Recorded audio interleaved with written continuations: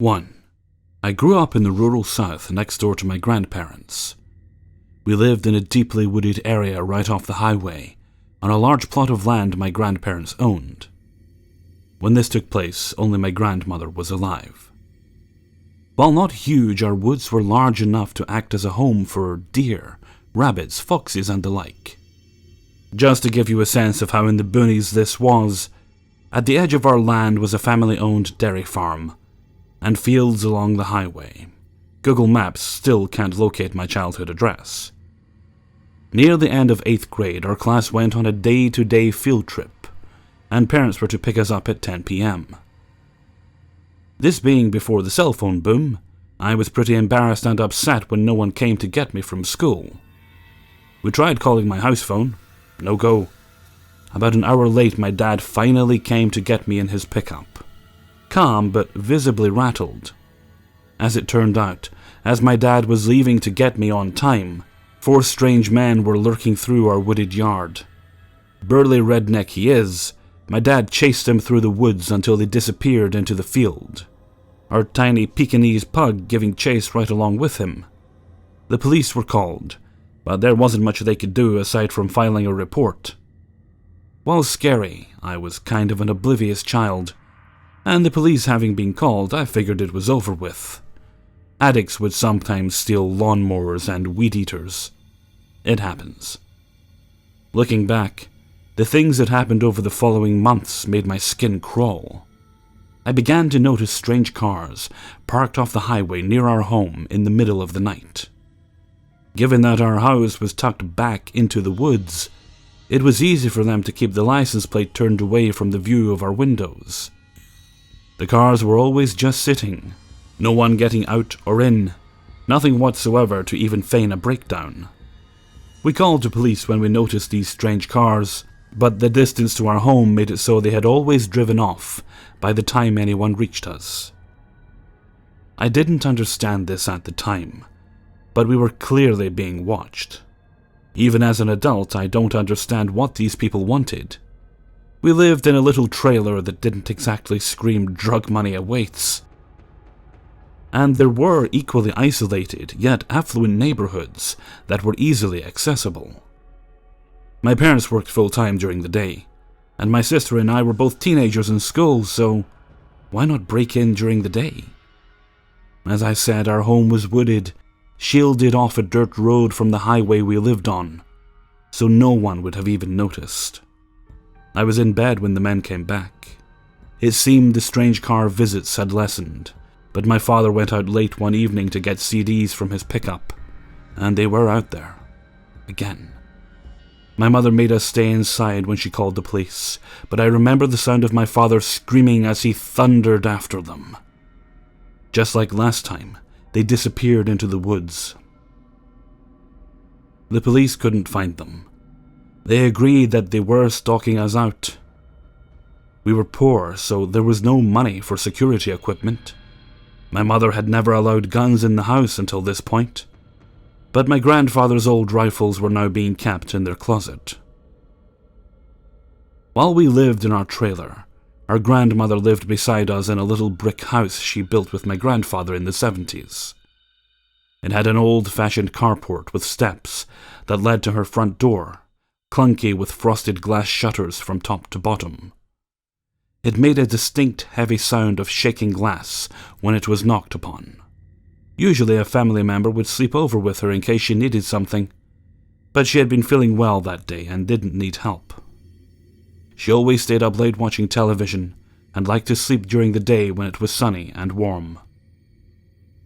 A man came to her door, sometime past 3 in the morning. She called out to ask who it was, thinking it might be one of us. There was no answer. He continued to knock while my grandmother told him to go away, leave her alone. Instead, he opened her door.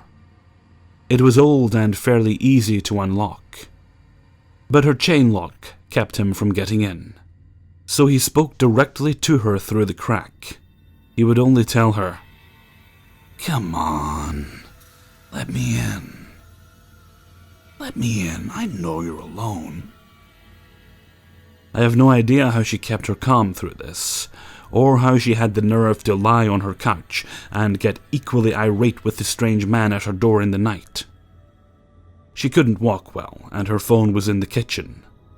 After 15 minutes of this exchange, the stranger calmly closed the door and went away. My grandmother called our home first. He would be coming to us next, and then the police. I was sitting in my grandfather's recliner listening as she told the officers what had happened. She was calm then too, with her jaw stuck out in anger. Obviously nothing ever came of it. We never found out who was watching us or why. The man never came back. The strangers in their unfamiliar cars stopped coming. We never saw anyone outside again. To whoever wanted to come inside, let's not meet. To my grandmother, let's meet again. 2. The Night Rider event, as I like to call it, happened December 30th, 2011, to be exact. I, 19-year-old female, was home from university for Christmas break when this all went down. My father, who works 12-hour shifts, had gone to work, leaving my then 15-year-old sister and I alone for the night. We live in a rural area, but there happens to be a restaurant on our road where I worked part-time during high school. My sister and I decided we didn't want to cook supper, and I thought ordering takeout from the restaurant would be a good opportunity to go visit my old co-workers. We called the restaurant, placed our order, and waited for a few minutes before going outside to my car. This is where things started to get weird.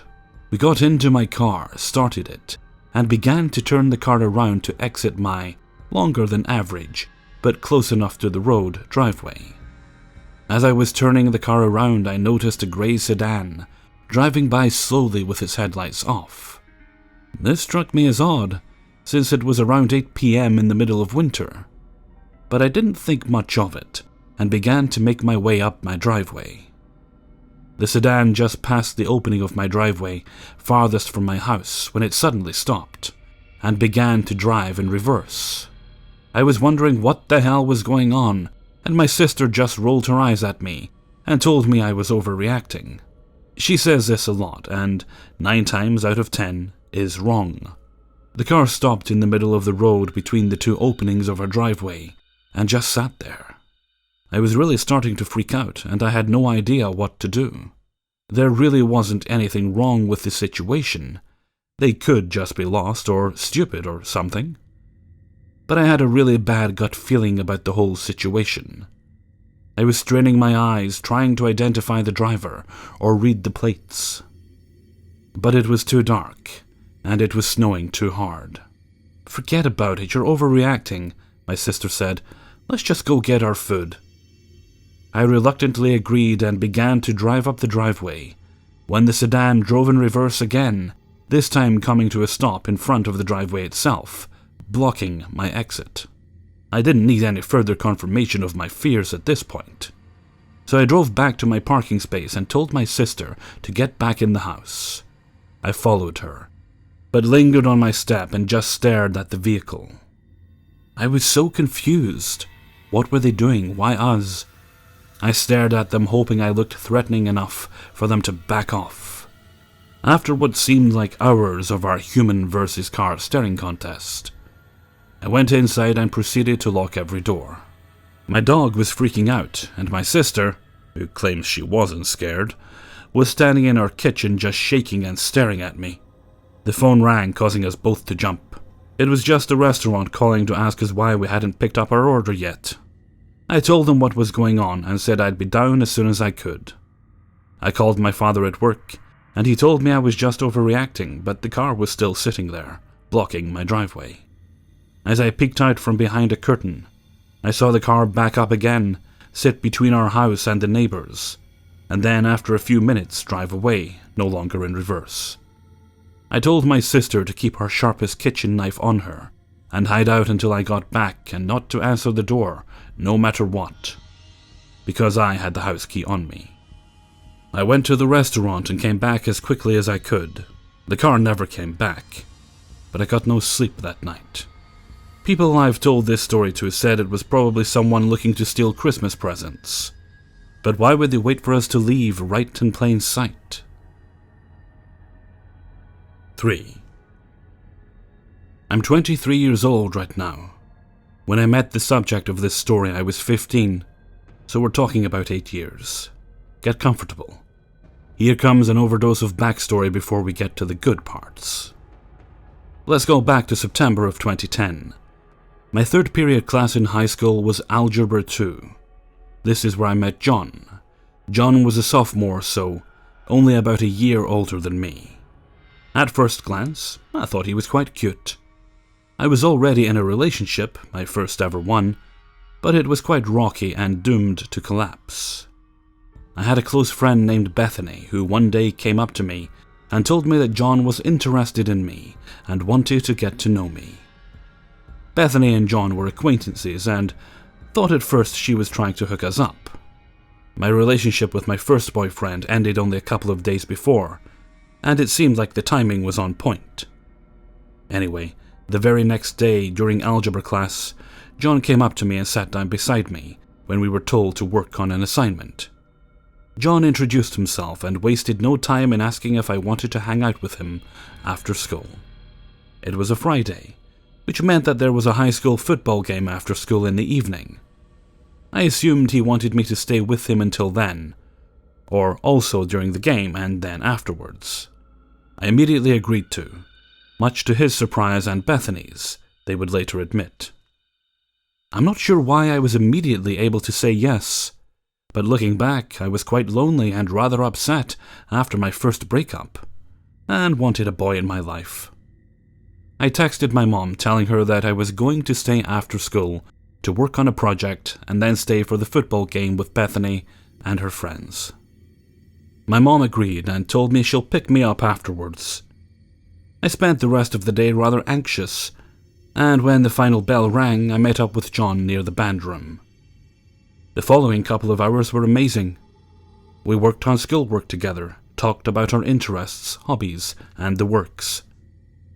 I was surprised to find that we had quite a bit in common. We both liked the same books, movies, music, and we both loved to be outside. He did a lot of flirting that afternoon and evening as well, which, I must admit, was very flattering and gave me butterflies. We went outside on a walk around the area after we finished up our schoolwork. He was very poetic in the way he described and admired things like the trees, the air, the sky. I had never heard a boy say things like this before, with such a poetic elegance, and it was beautiful. He was a beautiful boy inside and out. He was also very intelligent and had a vocabulary that dwarfed my own and the other smart kids in our school.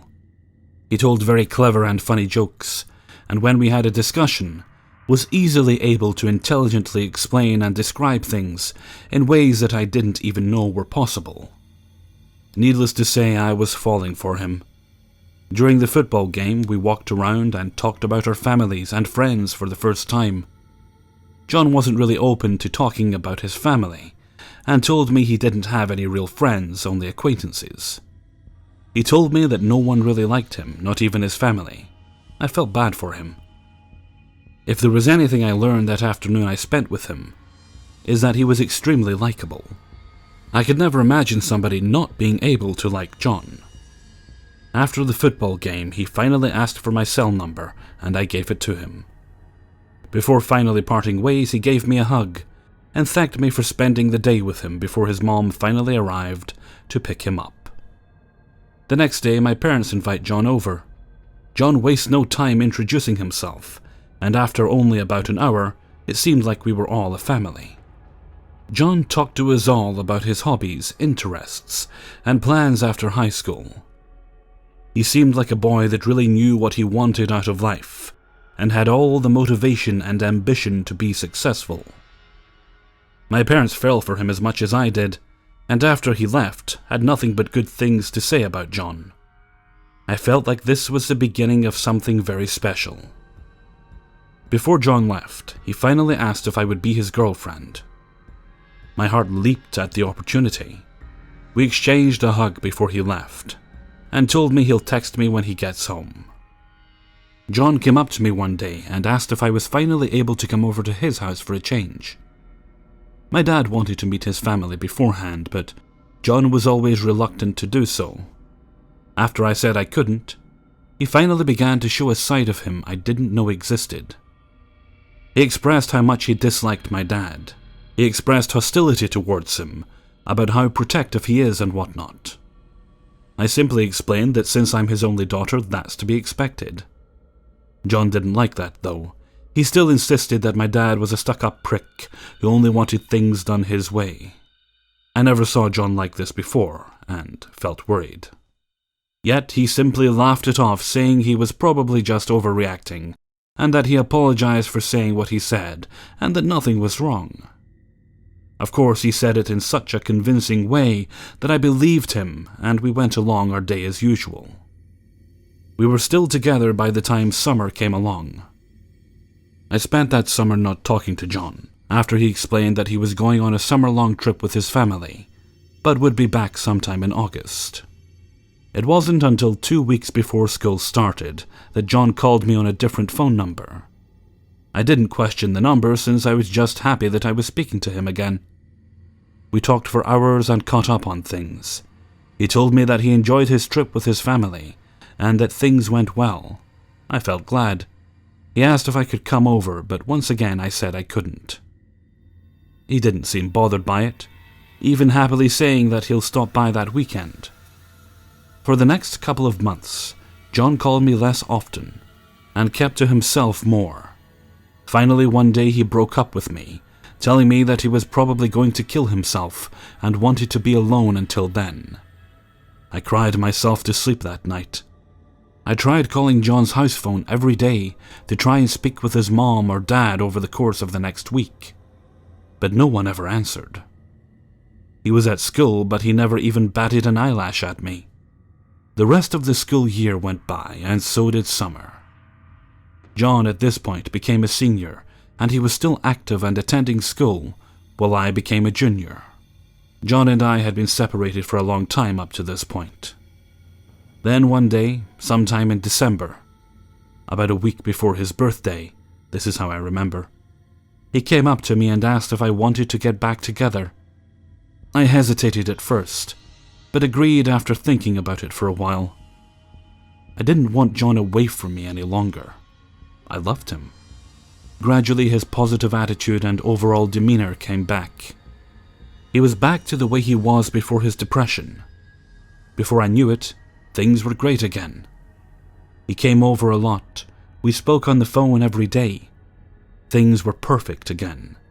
The school year went on smoothly, and by the time summer came along, John had officially graduated and I became a senior. During the summer, John and I spent almost every day together, either in person or on the phone, talking about our futures. John at one point said he had a surprise waiting for me. 2 weeks later, on a beautiful Saturday night, John and I were lying down enjoying the starry sky. John told me to sit up and turned around until he said to look at him. He suddenly got down on his knee and pulled something out of his pocket. He told me to turn around. It was a ring. He then asked if I would marry him. My heart leapt and I felt tears in my eyes. I hugged him and said I would. Of course, being only 17 at the time, and him 18, I would have to wait, but I didn't care. The love of my life had finally proposed to me. We shared a long kiss and an even longer hug before he departed for home. I spent my days at school thinking about John and what he was up to and looked forward to talking to him after school. Each day around the same time, John would text me asking how my day was, and after school would call me. Life was good. That is, until about 5 months later. I unexpectedly got a call from John, even though he had told me that he was going to be away that day. He called me, upset. He told me that he was feeling depressed again. I asked him where he was, and he said he was at his uncle's house in his backyard. I didn't know where his uncle lived and stayed on the line as he cried. Suddenly he told me that our engagement was off. My heart broke again. I cried hysterically as John cried as well. He told me that he was going to kill himself and that he loved me. Abruptly, the phone cut off. I cried for days on end and refused to go to school. I once again tried to contact him and his family, but to no avail. I was heartbroken. I was lost. I felt like dying. I attempted suicide several times over the span of the next year, and ended up hospitalized on a couple of occasions. Each time the same reason: a suicide attempt, or my parents caught me trying to do something. Not once did they ever try to contact John or his family, insisting we leave them alone. I agreed. I didn't want to see him ever again after he had broken my heart. I eventually recovered and graduated high school. I began my life anew that summer, and decided to put the past behind me and focus on the future. Now to the meat and bones. I hope you survived that overdose of context. Fast forward about a year after I graduated. This is when the letters began appearing in the mail. I had received letters from somebody whose name and address on the envelope was always different, who claimed to be in love with me. Every so often, maybe once a month, I would receive a letter from someone in the mail. My parents and I thought at first that it was someone other than John, given John had never tried to contact me since our engagement broke off, and that his handwriting, when compared to the notes he had written me before, were noticeably different. Each time I would receive a letter, after the first one I would immediately discard it, not wanting anything to do with whoever was writing them. I figured if I ignored the person, they would leave me alone. Boy, was I wrong. This continued for a little over a year. When the letters stopped arriving, nothing occurred until one day. John had messaged me on Facebook, asking how I was doing, but I didn't reply. I didn't want anything to do with him. I curiously looked at his profile, but it was all private, and the photo of him was old. I had seen it during the time we were in high school, so it was definitely not a recent photo. Now let's talk about when John began appearing around my area. It was the week following 4th of July in 2015, around the same time the letters ceased to show up in my mailbox.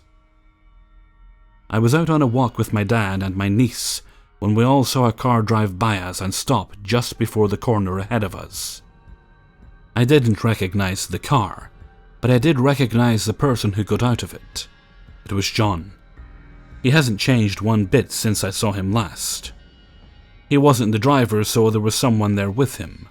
We watched as he casually walked to the backside of the car and inspected one of the back tires. At least, that's what it looked like. I noticed that he was looking towards us every couple of seconds. My dad and I watched on for about a minute as I noted that it was John to my dad. My niece, confused, asked who John was. I said an old friend. My dad, a bit annoyed, decided that we should turn around and head home. I could hear the sound of the car drive off shortly thereafter. My dad and I wondered why John was in the area, but we chalked it up to coincidence. Yet, about a month later, my mom, dad, and I are outside doing yard work. My mom and I are tending to our backyard garden, when we both hear my dad yelling, "What do you think you're doing?" My mom and I got up and walked towards the front yard and watched as my dad walked towards our driveway, pointing and cursing at someone out of our line of sight towards the road. We then heard the sound of a car driving off. My dad explained that somebody was hiding behind a tree off to the side of our driveway, and that he luckily spotted him as he tried to maneuver closer to our yard. At first, we thought it was somebody scoping out the house, possibly a burglar. There were burglaries in our area before. I asked my dad if he recognized who it was, but he said he couldn't make out their face or any distinguishing characteristics. My dad did call the police and say that somebody was creeping around our house and possibly others. They sent out a squad car to patrol the area, but nothing came of that. Some time passes before I start receiving phone calls. I received a phone call late one evening about 3 months after my dad chased the trespasser off our property. I had gotten home from work and was relaxing on the couch with my dog, watching a television show with my dad, when I received a call from a number I didn't recognize. I picked it up, and this is how the call went. "Hello?" "Hello, Jacqueline." The man's voice was hushed and monotone. "Who is this?" "You know who." "No, I don't. I don't recognize your number." "Oh, that's too bad." At this point, my dad looked at me, confused. "Who are you?" "I want to see you. One last time." "Wait, what?" Silence. "What did you say?" Click. I looked down at my phone, confused and anxious. I looked at my dad, concerned.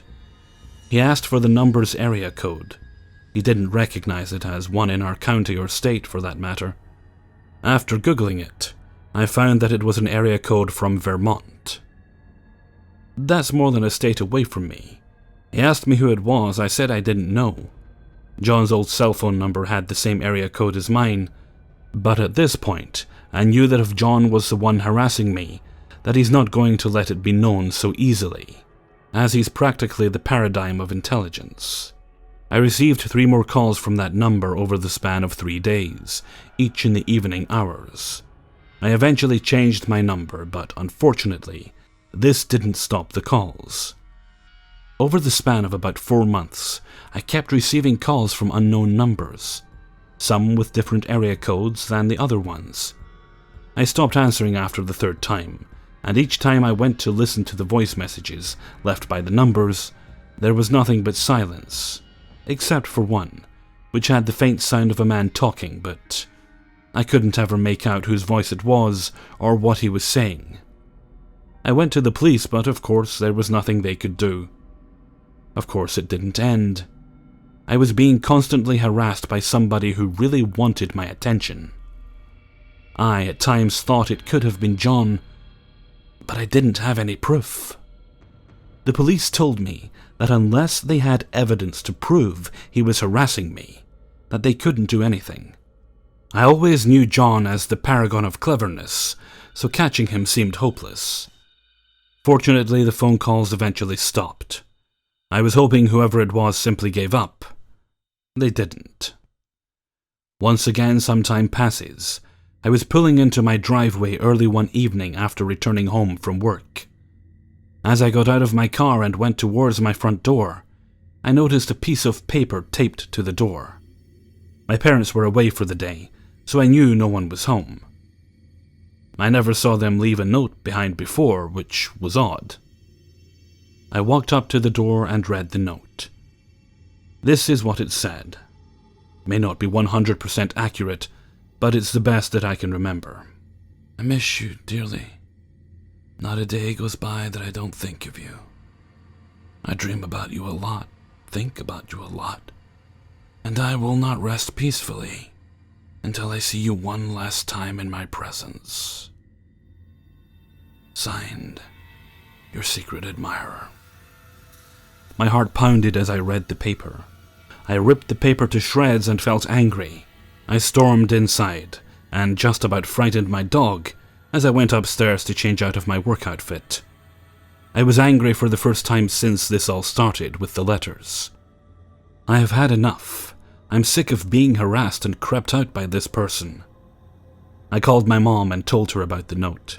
She was upset as well and told me to call the police. But what would they do? Nothing like before. If only this person broke into my house. Then I would have something to make this a case out of. But the door was locked, as were the others, and there were no signs of entry. I felt hopelessly lost. Another year went by, and nothing major happened, apart from the occasional letter. That started up again about once every 2 months. I would receive one. Things finally began to die down. I had thought that this entire nightmare was over. Of course, I was wrong. I was asleep one night, when I awoke to the sound of something knocking on my window. I got up in a trance-like state, and walked to my bedroom window and opened the curtain. I saw nothing but trees. I lay back down, thinking I was imagining things. I then heard it again. I got up again and looked out the window. Nothing but trees. I went downstairs and found my dad, who was awake, and told him that something was knocking on my window. He went outside and walked around the house before coming back inside. He told me I was probably imagining it. I went back to sleep. This happened again the following night. This time my dad wasn't awake and I had to wake him.